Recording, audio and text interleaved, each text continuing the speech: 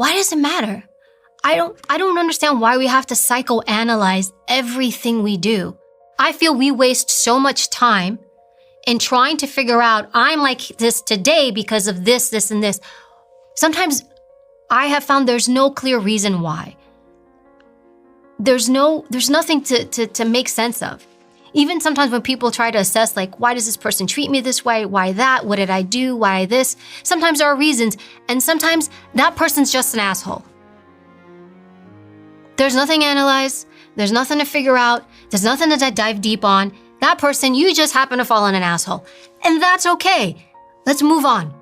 So there's moments where that exists too, but I feel like we try so hard to figure it out that we do more damage. And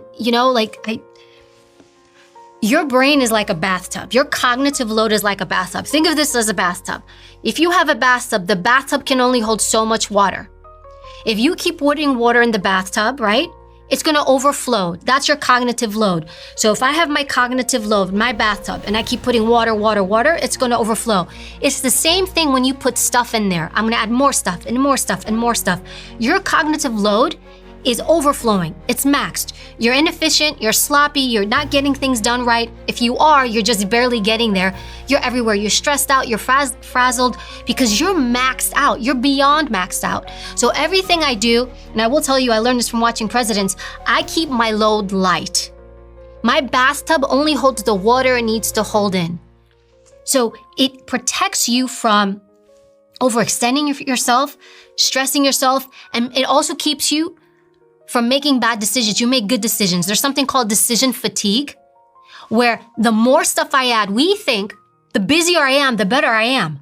I'm moving, I'm hustling, I'm doing all this stuff. Look how maxed out I am. Just because you're busy, it doesn't mean you're being productive. Those two things are not synonymous.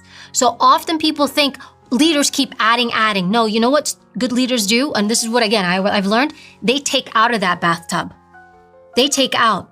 What can I do less of so I can be exceptional at the other things I do? Really great example.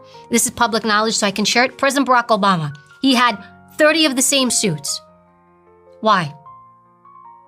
Why do you think? 30 of the same exact suits. So he didn't have to make so many decisions every day? Yeah. He didn't want to sit and figure out what he's going to wear. It's a decision he didn't have to make. That keeps his bathtub light.